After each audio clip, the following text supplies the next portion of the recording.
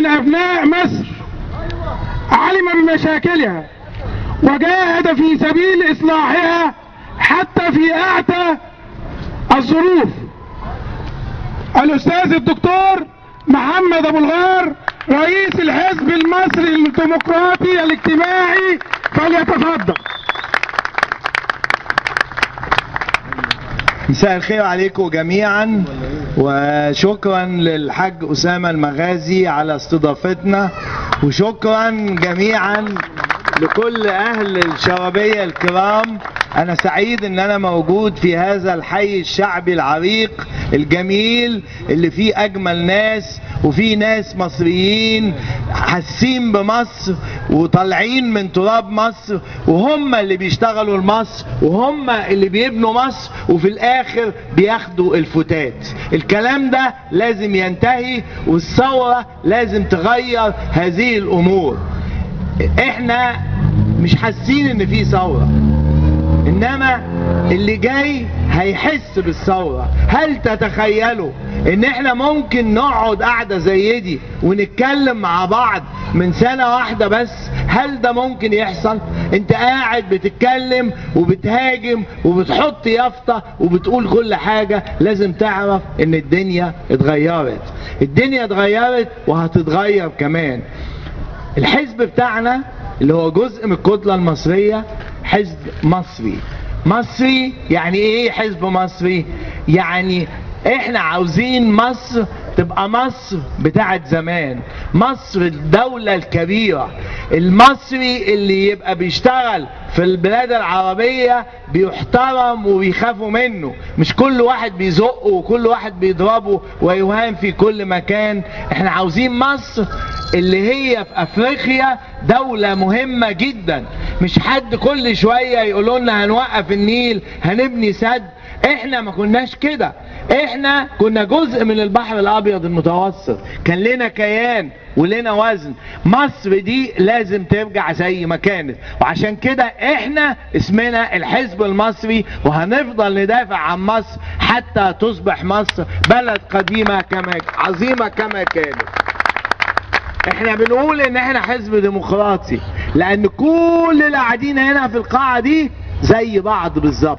مفيش واحد اسمه رئيس حزب، وواحد اسمه وكيل حزب، وواحد اسمه واحد صغير. احنا كلنا متساويين، كلنا لنا صوت واحد، كلنا بنفكر وبناخد رأي الأغلبية. الستات زي الرجالة لهم احترامهم، المسلم زي المسيحي. احنا عارفين كويس ان الشعب المصري شعب متدين جدا، يمكن اكثر شعوب العالم تدينا بمسلميه ومسيحييه. وعشان كده احنا لازم نحترم الدين جدا، ونحترم جميع الاديان اللي موجودة ونعترف بها بقوة.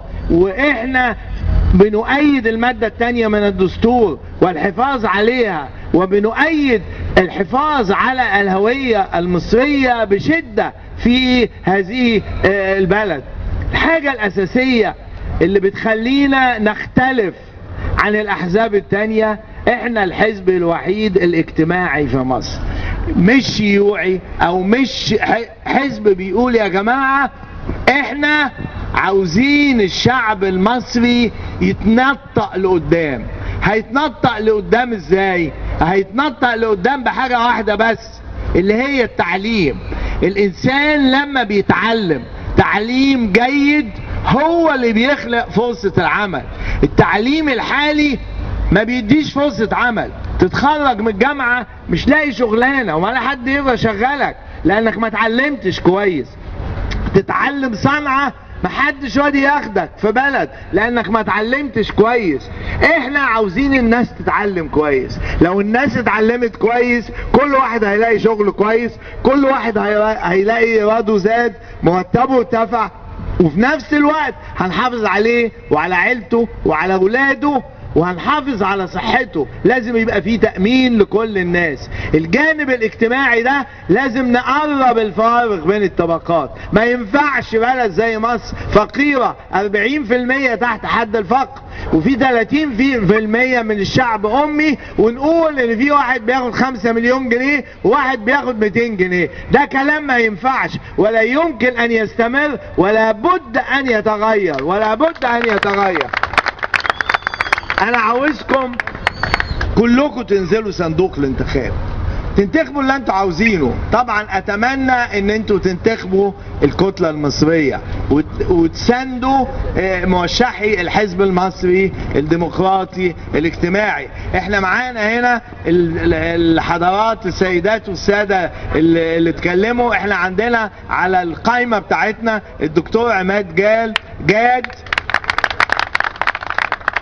والاستاذ خالد عبد العزيز شعبان ابن عمنا الكبير الحاج عبد العزيز شعبان، اللي انا اكنله كل حب واحترام عبر سنوات طويلة.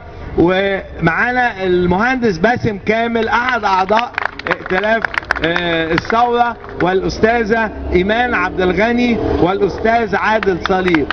كل دول على القائمة بتاعتنا. احنا عندنا مرشحين فرديين على رأسهم الاستاذ اسامة المغازي مرشحكم هنا في الدايرة، الاستاذ محمد كامل يوسف مرشحنا ومرشحكم في الزيتون.